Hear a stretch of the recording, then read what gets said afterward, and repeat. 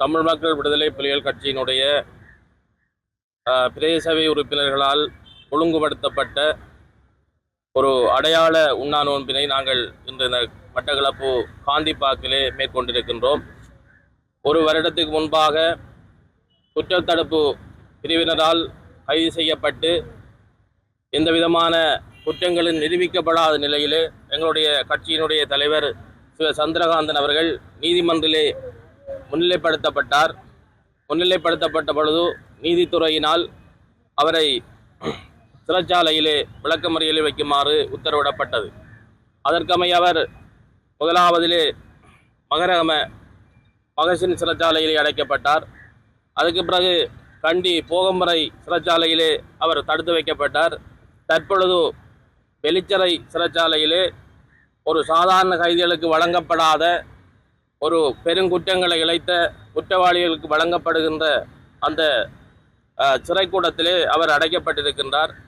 அந்த விடயங்களை சுட்டிக்காட்டி எங்களுடைய கௌரவ தலைவர் கடந்த 5-6 நாட்களாக உணவு தவிப்பினை மேற்கொண்டு தன்னுடைய உடல்நிலை நலிவுற்ற நிலையில் வெளிச்சறை வைத்தியசாலையிலே அவர் சிகிச்சை பெற்று வருவதாக நாங்கள் அறிகின்றோம்.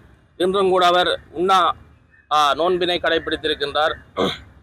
எனவே நாங்கள் சட்டம் தன் கடமையை செய்ய வேண்டும். இந்த நாட்டினுடைய சட்டத்தை நாங்கள் மதிக்கின்றோம். இந்த அரசாங்கத்தினுடைய கௌரவமான அத்தனை செயற்பாடுகளையும் தமிழ் மக்கள் விடுதலை புலிகள் கட்சியாக நாங்கள் கௌரவத்தோடு மதிக்கின்ற அதே நேரம் சாதாரண கைதிகளுக்கு வழங்கப்படக்கூடிய எந்த விதமான குற்றச்சாட்டுகளும் நிரூபிக்கப்படாமல் இருக்கின்ற எங்களுடைய கட்சியினுடைய கௌரவ தலைவருக்கு ஒரு சாதாரண கைதிக்கு வழங்கப்படக்கூடிய அத்தனை விடயங்களையும் சிறைச்சாலை நிர்வாகம் செய்ய வேண்டும் என இந்த நேரத்திலே மட்டக்களப்பு மக்களாகி நாங்கள் வேண்டிக் கொள்வதோடு, கடந்த காலங்களிலே ஆட்சி அதிகாரத்தில் இருந்த அரசாங்கங்களோடு முதலமைச்சராக, இந்த மண்ணினுடைய பிரதி அமைச்சராக, இராஜாங்க அமைச்சராக இருந்து பல்வேறு கணிசமான அபிவிருத்தி பணிகளை இந்த மக்களுக்காக ஆற்றிய ஒரு கட்சி தலைவர் என்ற அடிப்படையிலும் அண்மையிலே நடைபெற்ற உள்ளாட்சி தேர்தலில் 40,000க்கு மேற்பட்ட வாக்குகளை பெற்று கிட்டத்தட்ட 39 உறுப்பினர்களை பெற்ற ஒரு கட்சி என்ற அடிப்படையிலும் இந்த தமிழ் மக்கள் விடுதலை புலிகள் கட்சியையும் அவருடைய கௌரவ தலைமை சிவ சந்திரகாந்தன் அவர்களையும் இந்த மக்கள், மட்டக்களப்பு மக்கள் ஏற்றிருக்கின்றார்கள் என்ற செய்தி இந்த உலகுக்கு வெளிப்படுகின்றது. ஆகவே எங்களுடைய தலைவர் அவர் தவறிழைத்திருந்தால் அது நீதியின் பக்கம் சரியாக விசாரிக்கப்பட்டவருக்கான தண்டனை வழங்கப்பட வேண்டும் என்பதில் நாங்கள் இந்த மாற்று கருத்துக்கும் சொல்வதற்கில்லை. ஆனால் எந்த விதமான ஒரு வருட விசாரணைக்கு பின்னும் எந்த விதமான குற்றச்சாட்டுகள் நிரூபிக்கப்படாமல் எங்களுடைய தலைவர் சாதாரண ஒரு கைதிக்கு வழங்கப்படுகின்ற அந்த சலுகை கூட வழங்கப்படாமல் தடுத்து வைக்கப்பட்டிருப்பது என்பது மட்டக்களப்பு மக்களாகி எங்களுக்கும் கட்சியினுடைய உறுப்பினர்களாகி எங்களுக்கு மிக வேதனை அளிப்பதோடு, இந்த நேரத்திலே நாங்கள் மிக வினயமாக வேண்டிக் கொள்ளுகின்றோம். எங்களுடைய சிவ சந்திரகாந்தன் அவர்கள் உணவு தவிப்பினை மேற்கொண்டு வைத்தியசாலையில் இருக்கின்றார் என்ற செய்தியை நாங்கள் ஊடகங்கள் வாயிலாக அறிகின்றோம். எனவே அவருடைய அந்த நிலையினை கருத்தில் கொண்டு ஒரு சாதாரண கைதிக்கு வழங்கப்படக்கூடிய நிலைமையினை ஏற்படுத்தி கொடுக்க வேண்டும் என நாங்கள் இந்த நேரத்திலே வேண்டி அதனை இந்த அரசுக்கு வெளிப்படுத்துவதற்காக இந்த அடையாள உண்ணா நோன்பினை இன்று நாங்கள் இந்த இடத்திலே தொடங்கி இருக்கின்றோம். சந்திரகாந்தனி சகோதரி சுகந்தி பாலச்சந்திரன். நான் என்னென்று சொன்னால், இந்த நாட்டு ஜனாதிபதிக்கு ஒரு உருக்கமான வேண்டுகோளோட விடுக்கிறேன்.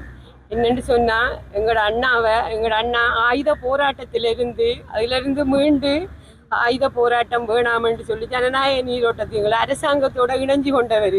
இந்த அரசாங்கம் எங்கள் அண்ணாக்கு இப்படியான ஒரு வேலையை செய்து நாங்கள் இது சட்டத்துக்கு கட்டுப்பட்டு நாங்கள் நடக்கிறோம். ஏனென்றா எங்கள் அண்ணா பிழை செய்திருந்தா அந்த பிழைக்குரிய தண்டனையை அரசாங்கம் கொடுங்க, நாங்கள் கொடுக்க வேணாமென்று சொல்லல. ஆனால் அவர் ஒரு பிழை நிரூபிக்கப்படாத ஒரு ஆளை இவ்வளவு நாளைக்கும் 1 வருடமாக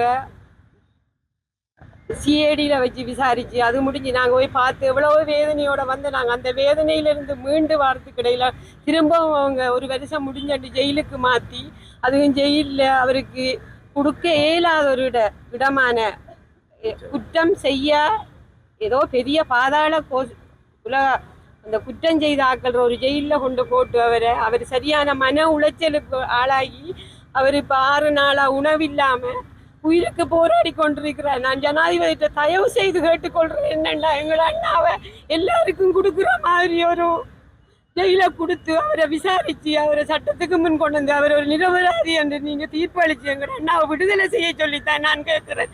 வேற ஒன்றும் கேட்கல. நாங்க ஜனாதிபதி நான் திரும்பவும் கேட்கிறேன்.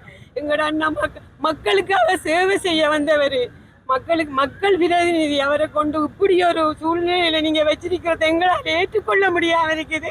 அதனால நான் திரும்ப என்னால கதைக்கல. நான் திரும்பவும் நான் பெஞ்சு கேட்கிறேன், ஜனாதிபதிக்கு ஒரு முடிவெடுங்க. நீங்க எங்களோட அண்ணா ஒரு நல்ல ஒரு சிறைச்சாலைக்கு மாற்றி நீங்க உங்களோட வழக்க தொடர்ந்து நாங்க சட்டத்தின் முன் கொண்டு வந்து அவரை நல்ல ஒரு தீர்ப்பளிச்சு அவரை விடுதலை செய்யணும் என்று நான் விஜயமாக கேட்டுக்கொள்கிறேன். நன்றி. சபையில் உறுப்பினர் நான் வேண்டிக் கொள்வது என்னவென்றால், நாங்கள் அனைவரும் இன்று உள்ளூராட்சி மன்ற சபை சார்பாக தமிழ் மக்கள் விடுதலை புலிகள் கட்சியின் சார்பாக இந்த உண்ணா நோம்பினை நோக்குவதற்கான காரணம், சந்திரகாந்தன் அவர்கள் பிழை செய்தாரோ பிழை செய்யவில்லையோ அது எங்களுக்கு தெரியாது.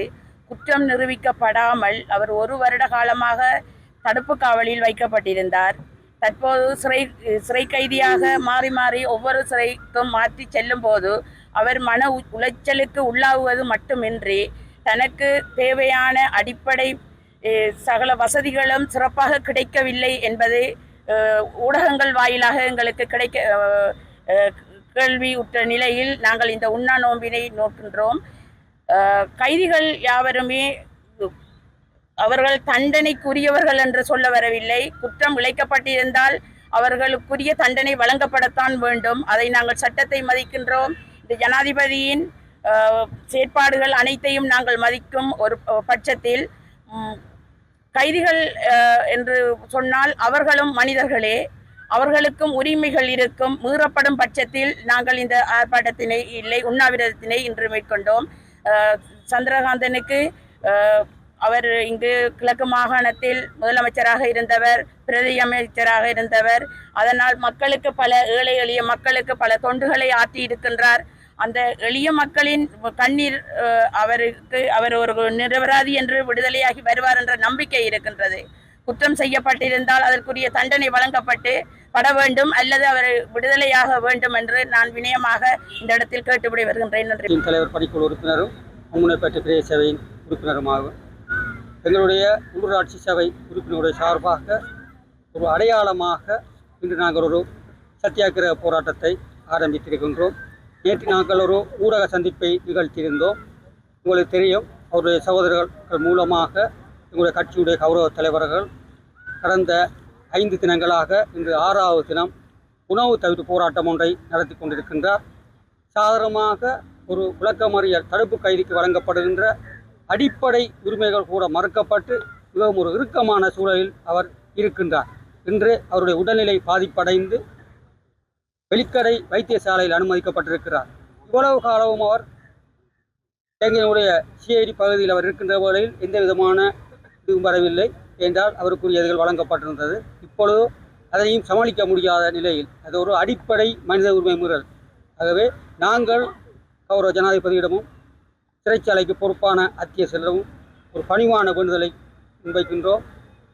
தடுப்பு காவல் கைதிக்கு வழங்கப்படுகின்ற உரிமைகளை எங்களுடைய கௌரவ தலைவருக்கும் வழங்குமாறும், அவரை சாதாரணமாக நாங்கள் கட்சி அங்கத்தில் கொண்டு சென்று பார்ப்பதற்கும் அவருக்கான ஏனைய வசதிகளை செய்து கொடுப்பதற்கும் ஆவணம் செய்ய வேண்டும் என்று கேட்டுக்கொள்கிறோம். அவை நாங்கள் இந்த சத்தியாகிரகத்தின் ஊடாக அவர்களுக்கு இதனை தெரியப்படுத்துகின்றோம். தொடர்ந்து அவருடைய நிலை பாதிக்கப்பட்டு கொண்டிருக்கிறது.